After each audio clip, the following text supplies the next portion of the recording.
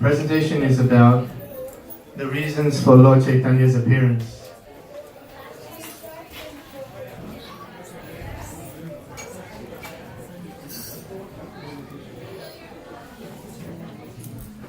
So, who is Lord Chaitanya? Mostly everyone should know in here, but for anyone who doesn't know, Lord Chaitanya is here on our altar behind us. He's next to his associate, Nityananda Prabhu. So we're celebrating his appearance today. Okay. So Lord Chaitanya, he is the Supreme Personality of Godhead. And he appeared in Navadvip in India around 500 years ago. He appeared at a time when there was a great decline in religiosity. There was an increase in impersonalism. And in addition, the age of Kali had already started around 5,000 years earlier. So the conditions in the world and in India and everywhere were kind of deteriorated. There were an increase in vices such as eating meat, intoxication, gambling, illicit relations. And another effect of the age of Kali is that the people's lifespans are shortened, they have poor memories,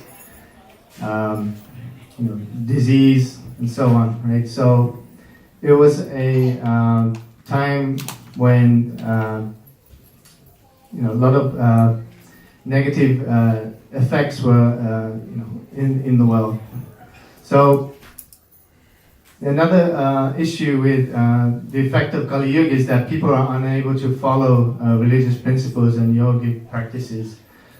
So Lord Chaitanya, he gave the world the easiest method to overcome these miseries, and the fourfold miseries are birth, disease, old age, and death. So in the Brihan Naradiya Purana, there's this famous verse that we always recite in the temple, which is Hare Nama, Hare Nama, Hare Nama Eva Kevalam, Kalo Nasteva, Nasteva, Nasteva Katirandita. And the translation is, in this age of quarrel and hypocrisy, the only means of deliverance is the chanting of the holy name. There is no other way, there is no other way, there is no other way. So Lord Chaitanya appeared to give us this simple approach. Now, Lord Chaitanya does not appear every Kali Yuga. So he happened to appear in this Kali Yuga, but it's not like he appears every time. He appears actually once in a day of Brahma. So what does that mean in terms of time? So once every 2,000 cycles of the 4 yugas represents one complete day of Lord Brahma, his day and his night. And that is equal to about 8.64 billion years, if my calculations are correct.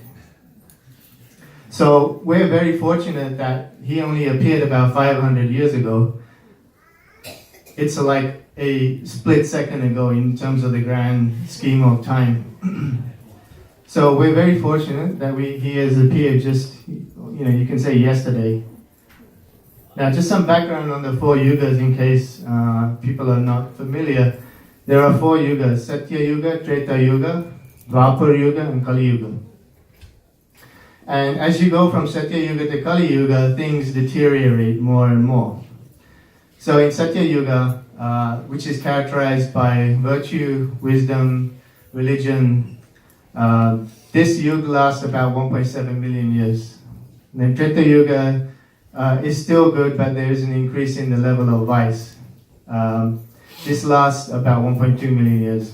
Dwapar Yuga, there's more of a decline in virtue and religion, and that lasts about 864,000 years. And then Kali Yuga, which is the current yuga, is about 432,000 years, and this is full of irreligion and vice and many other problems. So, in terms of scriptural evidence, and the slide mentions that Lord Chaitanya is the Supreme Personality of Godhead.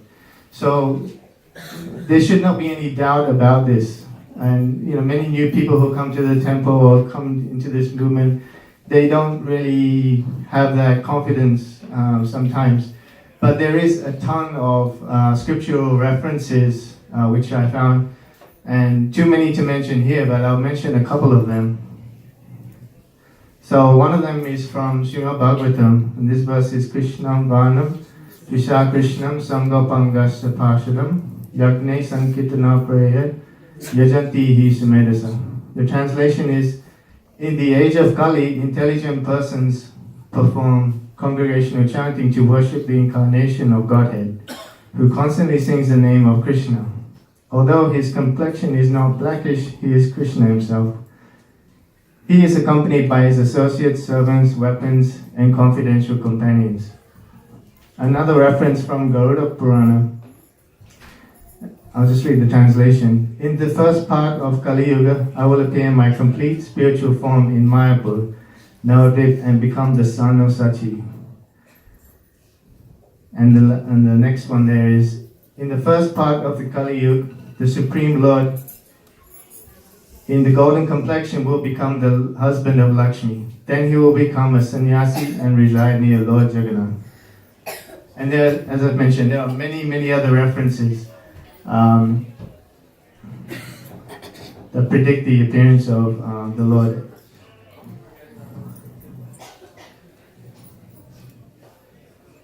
Okay, so there are 6 main reasons for the appearance of Lord Chaitanya. And these are split into 3 external reasons and 3 internal reasons. So I'll start with the 3 external reasons. And when I say external and internal, what I mean is external is more prominent or well-known reasons. And internal means hidden reasons that are not so well-known. So the first external reason is that the Lord wanted to satisfy Advaita Acharya, who called for Krishna to descend to give Krishna Prem to everyone. Now Advaita Acharya is an eternal associate of Lord Chaitanya, and he appeared about 60 years before Lord Chaitanya. He felt sorry for the condition of the world. Because of the state of affairs in the world, the increase in impersonalism, irreligiosity, and so on that I mentioned earlier, greatly saddened him. He was a great devotee, and he was especially sad that there was a lack of devotion or devotional service to the Lord in the world. So he concluded that the only solution would be if the Lord appeared himself to bring devotional service to the world. And when I say himself, as Krishna. And he came to the challenge of, how do I bring the Lord to descend to the earth? How can I invite him in the right way so that he feels like he should come? So with this challenge, he went through the scriptures, he read through, and he did a lot of research, I would say. And he came across a verse from the Gautamiya Tantra, which I'll share here.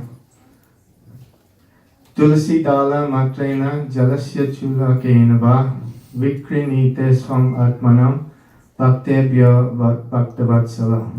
In translation is, Sri Krishna, who is very affectionate toward his devotees, sells himself to a devotee who offers him merely a tulsi leaf and a palm full of water.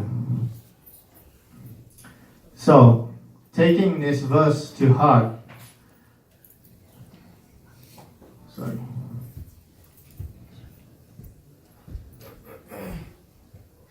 Oops.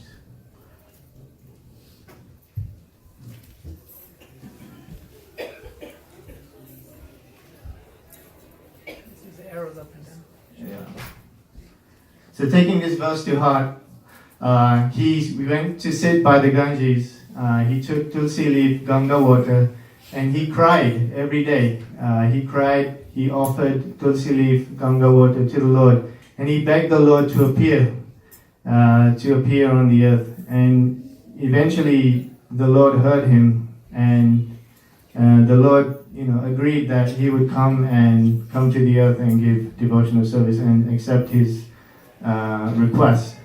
In fact, if anyone offers the Lord or prays to the Lord in such a way, with tears in their eyes, offering tulsi to the Lord cannot refuse that devotee. So it's a lesson for us. Okay, so there he is by the Ganges. So the second external reason is to preach the Yuga Dharma, or the religion of the age. So as I mentioned, there are 4 yugas, and in each yuga, a yuga avatar appears, and that yuga avatar's purpose is to present the prescribed way of worshipping the Lord to the people. So in every age, there's a different process which is recommended depending on the capability of mankind during that age. So in Satya Yuga, the process was meditation. And at that time, people lived, I believe they used to live about 100,000 years. I could be wrong. But they used to live a much longer period of time than they do now. Now, at max, people live about 100 years. But in that age, people used to live much longer, and they were able to meditate much more effectively than people can today. People could meditate for long periods of time. Nowadays, if people meditate, they can barely meditate for 2-3 minutes before they lose their focus or they get distracted. So that was the right process for that age. In Treta Yuga, the next yuga, the process was to perform Vedic sacrifices by qualified brahmanas. So that time there were many qualified brahmanas. Nowadays, there are very few, almost non-existent. Right? Qualified brahmanas just don't exist, and if they don't know how to perform the yagyas perfectly, and if you don't perform these yagyas perfectly and speak the hymns and so on that are associated correctly, they can have the unintended effect. And there are many examples of that. So this is also impractical for this age. In Dwapar Yuga, the prescribed process was deity worship. Now, deity worship also is practiced today, and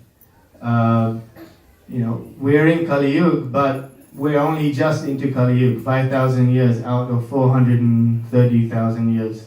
So it's understood that over time, as Kali Yuga progresses, the practice of deity worship will decline and become almost non-existent. So, in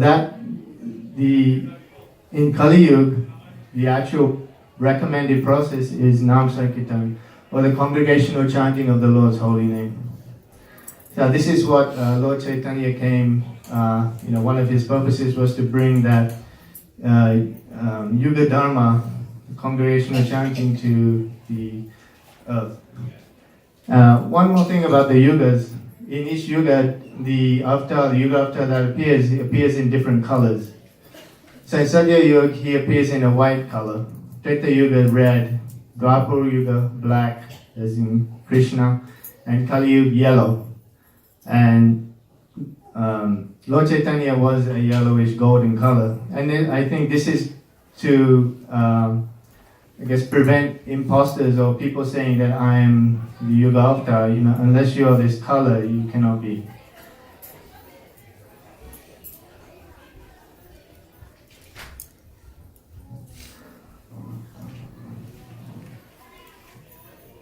So the third external reason is to bestow unalloyed loving service to Krishna upon the inhabitants of the world. So in Chaitanya Charitamrita, there is a description of what Lord Krishna is thinking. And he's thinking that for a long time he has not bestowed loving service to the Lord upon the people. They've forgotten about it. And when he appeared about 5,000 years ago as Lord Krishna in Vrindavan, he gave Bhagavad Gita to the world, right? He spoke that on the battlefield of Kurukshetra. And in that, he gave 3 practices of Jnana Yoga, Karma Yoga, and bhakti yoga. So, but what was lacking in there was that he did not give the actual process or detailed process for practicing bhakti yoga. So people were not able to practice bhakti yoga effectively. So Lord Krishna was thinking to himself that, I have not given this process to the people, and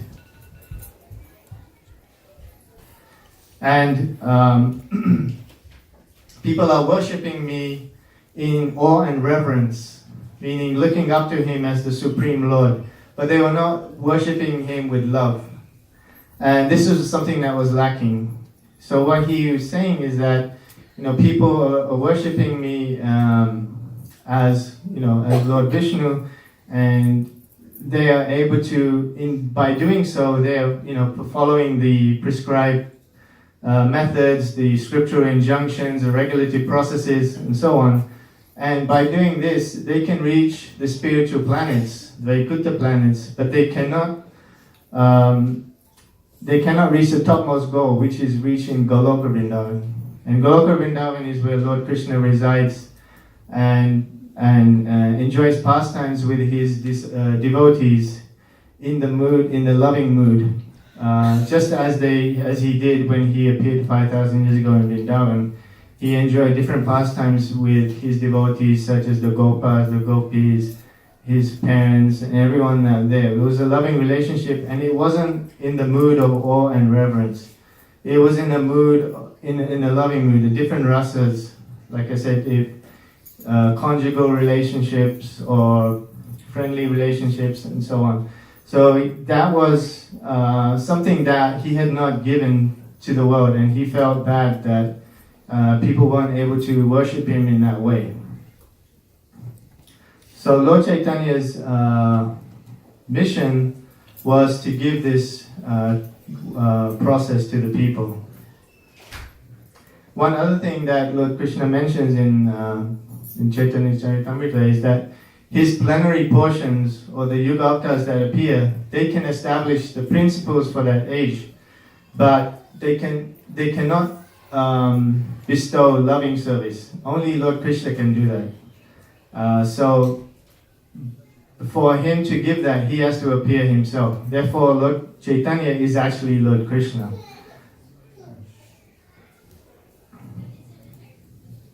So that covers the 3 external reasons. Right? In addition, there are the 3 internal reasons which I mentioned. So the first of those is that Lord Krishna wanted to experience the love felt by Srimati Radharani. Now what do we mean by that?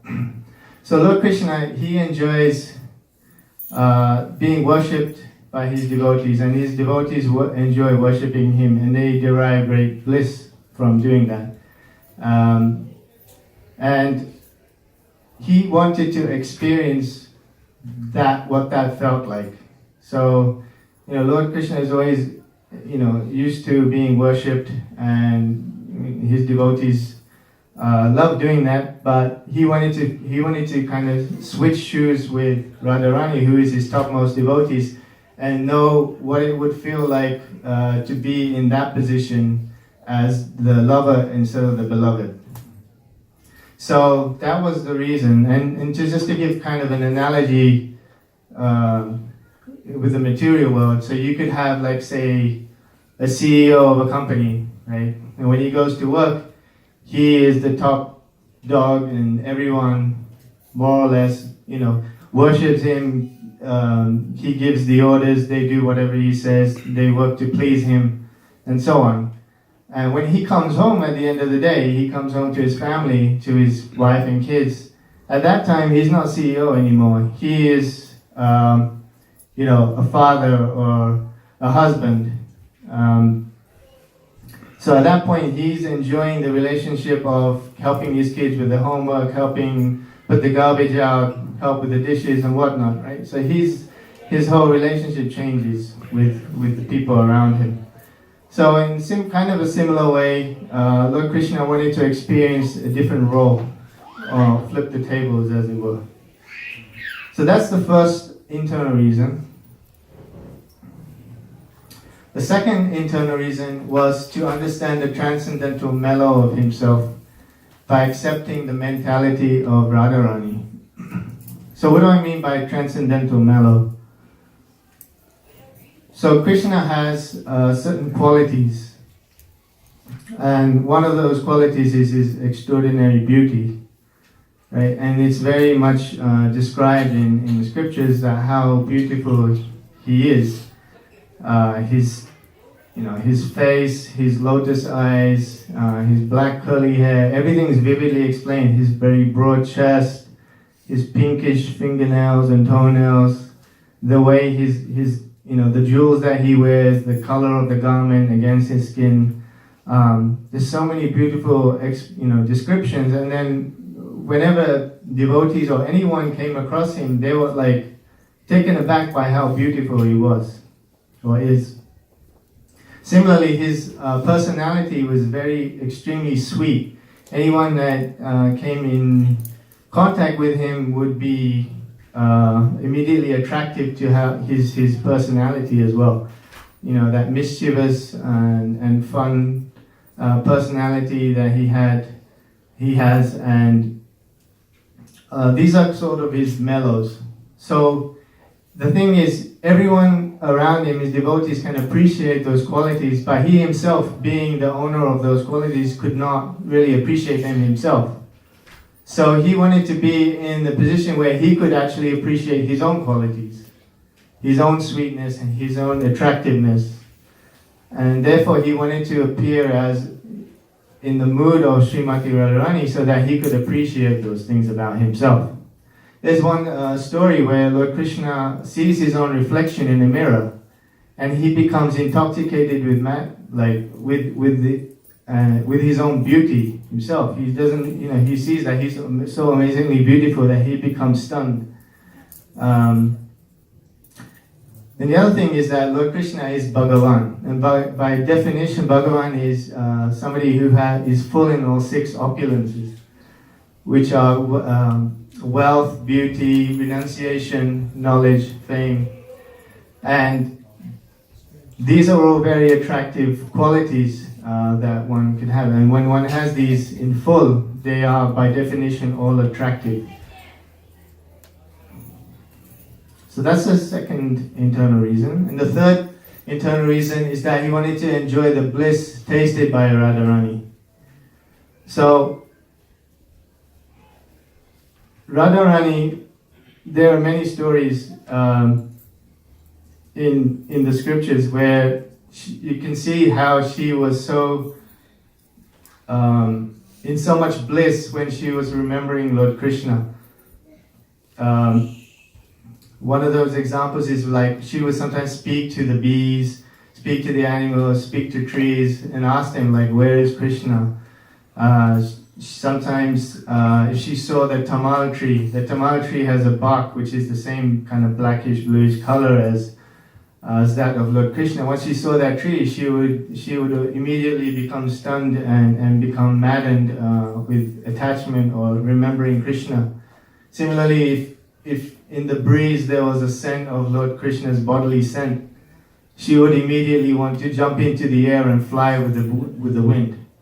So she had so much, and this sounds almost a painful thing for someone to have to experience, but it was actually extremely blissful for her and for any pure devotee to have this much attraction and bliss for the Lord.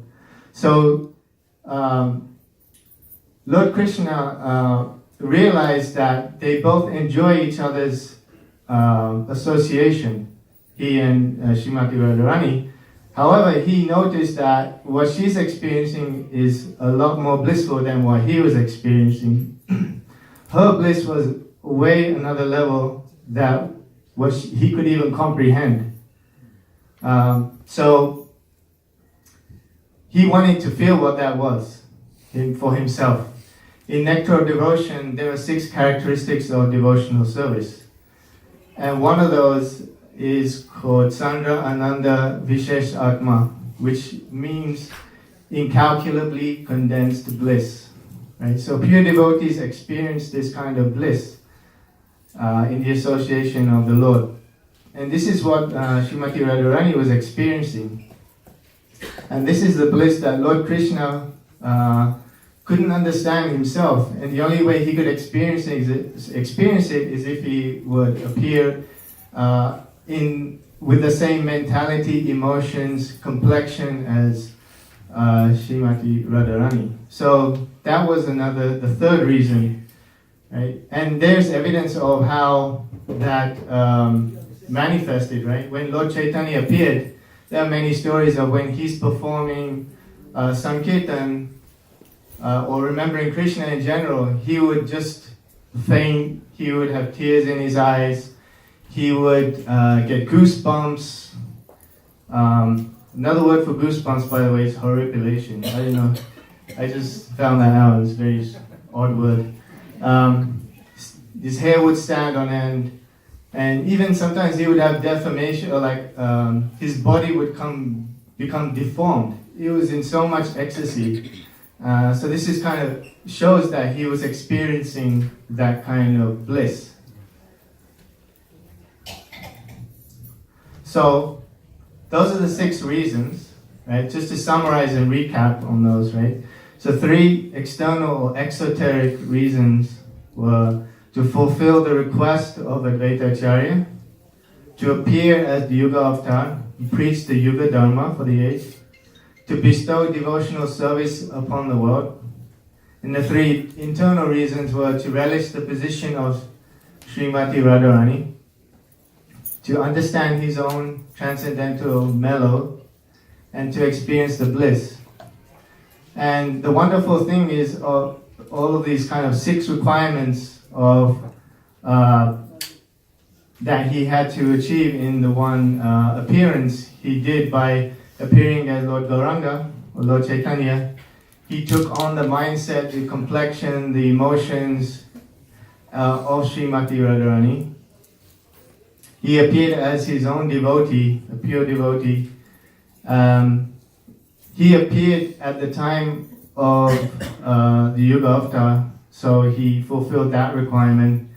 And he brought the Nam Sankirtan, the Yuga Dharma for the age, to the people, thus giving them the way to of devotional service.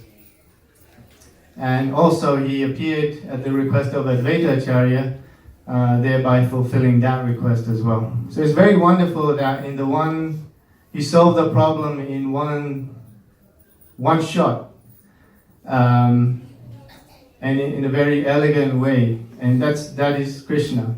So there's many examples of how he does that in scriptures. You know, one famous one is when he appears as Lord Nrsingadev, and in order to kill Hiranyakashipu, who kind of tried to make himself immortal or practically immortal by having all these benedictions bestowed upon him by Lord Brahma, you know, Lord Krishna came up with the most amazing solution of how to get around that.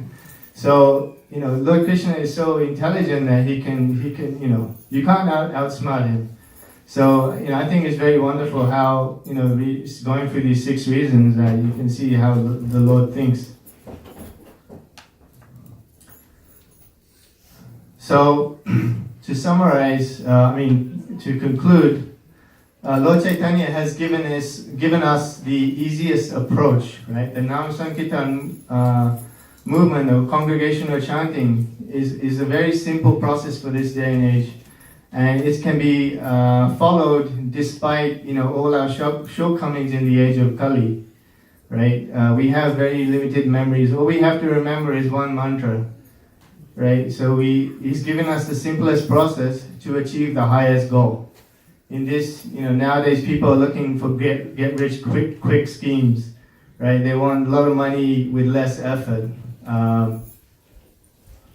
And you know that, you know, what Lord Chaitanya has given us is a get spiritually rich quick scheme. So you cannot even compare, you know, the benefit of what he has given us to, you know, material wealth. But what he has given us is a process where it's extremely or much more simple than what the processes from previous ages, and the topmost benefit.